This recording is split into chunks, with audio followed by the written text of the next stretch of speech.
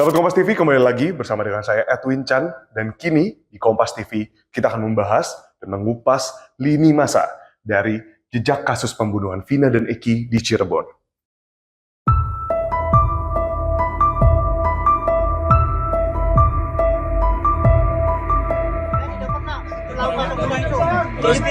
Saya rela mati. 27 Agustus 2016 menjadi momentum di mana Vina dan Eki dibunuh pada tanggal tersebut. Lalu pada 28 Agustus 2016, jasad Vina ditemukan di Jembatan Layang, Kabupaten Cirebon. Nah, di sini ada saksi bernama Suroto yang memang menolong Vina dan Eki pada waktu kejadian, mengungkap sederet luka yang dialami keduanya. Nah, kita sama-sama dengarkan kutipannya. Saya langsung fokus ke perempuan. Karena dia minta tolong tuh. Iya deh, aku bilang sabar ya, mobilnya lagi meluncur ke sini, nanti dibawa ke rumah sakit. No. Iya tolong. Gak lama kemudian mobil itu datang, baru kita evakuasi ke rumah sakit Gunung Jati. Dari waktu kejadian sahabat Kompas TV, 8 dari 11 orang ditangkap pada 31 September 2016. Ini sejumlah inisial dari 8 orang tersebut. Dan kasus ini bergulir, ditindak dan diproses. Kemudian pada 26 Mei 2017, 7 pelaku divonis seumur hidup dan 1 pelaku divonis 8 tahun penjara. Mengapa yang satu ini berbeda? Karena 1 pelaku masih berada di bawah umur. 8 tahun bergulir sahabat Kompas TV dari kasus kejadian pembunuhan Vina, dan yang membuat Indonesia kembali membicarakan tentang kasus tersebut adalah karena munculnya film ini. Film Vina Sebelum 7 Hari, karya sutradara Anggi Umbara. Di sini netizen ikut berkomentar tentang viralnya film ini. Di sini ada komentar plus dan minus dari film ini katanya, tapi memang mancing perdebatan. Kita baca yang pertama dari Cookie Girl, salah satu komentarnya. Di sini dia bilang kalau di samping ada pro kontra tentang film Vina, justru membuat pendapat pribadi aku bukan berarti film tersebut dijadikan hiburan, tapi dibuat untuk lebih membuka mata aparat.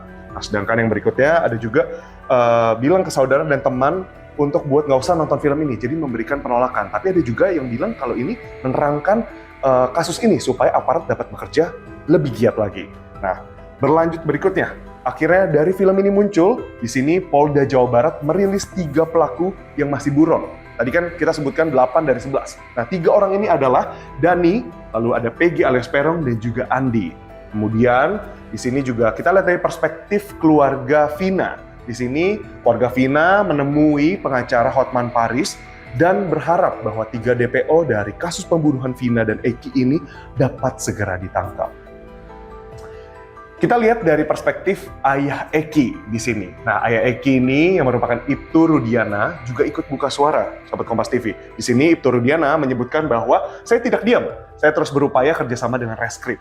Terbukti beberapa kami amankan dan sisanya sedang kami perjuangkan.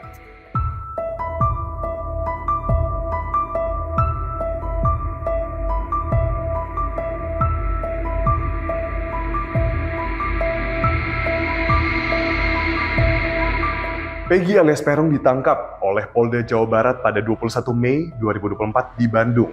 Dan pada 26 Mei 2024, Polda Jawa Barat mengadakan konferensi pers, di mana di dalam konferensi tersebut, Peggy membantah keterangan dari kepolisian terkait keterlibatannya di dalam pembunuhan Vina. Agar tertib, makanya kan.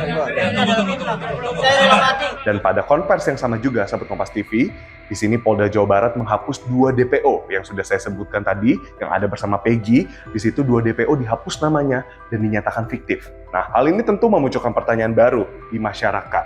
Kita pengen lihat saksi-saksi yang ada di dalam penyelidikan kasus ini. Nah, ini ada pesan Peggy sebelum ditangkap kepada ibunya yang bernama Kartini. Di sini Kartini menyatakan pesan dari Peggy adalah, sudah Peggy tidak ada apa-apa, tidak apa-apa. Peggy ikhlas, Peggy jadi tumbal orang yang berada. Peggy ikhlas kalau Peggy nggak ada umur. Peggy minta maaf kepada ibunya. Dan kita lihat dari perspektif Vina, di mana ada teman Vina yang bernama Linda ini, akhirnya kembali bersuara setelah 8 tahun kasus ini menggantung. Nah, di sini Linda menyatakan bahwa kesurupan Vina ini bukan yang pertama kalinya. Udah sering katanya. Nah, berlanjut ke saksi-saksi yang mengaku dirinya ada di sekitar lokasi kejadian perkara. Di sini ada Aep Aep yang bilang bahwa terus lalu dilempari batu, terus dikejar-kejar, berhubung saya takut, saya pulang. Nah, katanya Aep ini berada di lokasi kejadian ketika kejadian pembunuhan itu terjadi. Lalu berikutnya Mel. Ada saksi baru yang menyatakan bahwa bahkan dirinya mengetahui detik-detik kejadian dan berada di TKP. Tapi berbeda dengan warga yang bernama Samsuri, berbeda dengan Aep, di sini Samsuri mengaku bahwa tidak ada kejadian tersebut pada malam itu. Malam itu gelap, nggak ada keributan katanya. Lalu dari perspektif Eki, ada teman Eki yang bernama Liga Akbar yang merupakan saksi kunci dari kasus Vina ini, menyatakan bahwa lewat kuasa hukumnya tidak mengenal Peggy Setiawan yang dimunculkan oleh kepolisian, yang ditangkap oleh kepolisian. Dalam kesaksiannya juga lewat kuasa hukum, Liga Akbar juga mencabut beberapa poin di BAP pada tahun 2016 silam. Nah, berlanjut ke mantan terpidana Saka Tatal yang sudah bebas, sahabat Kompas TV. Di sini Saka Tatal menyebut 2 poin. Yang pertama terkait dengan keterlibatannya dalam kasus. Beliau berkata bahwa dirinya tidak terlibat di dalam pembunuhan Vina. Bahkan kaget ketika 31 Agustus 2016 beliau ditangkap secara tiba-tiba saat sedang mengembalikan motor milik pamannya. Nah, lalu terkait dengan poin yang kedua, yakni tentang Peggy yang sudah ditangkap itu dengan yang difoto disodorkan oleh penyidik itu berbeda, katanya Saka Tatal. Dan yang terbaru, sahabat Kompas TV, 3 rekan Peggy diperiksa Polda Jawa Barat, di mana Suarsono, Ibnu, dan Suparman dicecar. Berbagai pertanyaan terkait keberadaan Peggy pada saat pembunuhan Vina di Cirebon.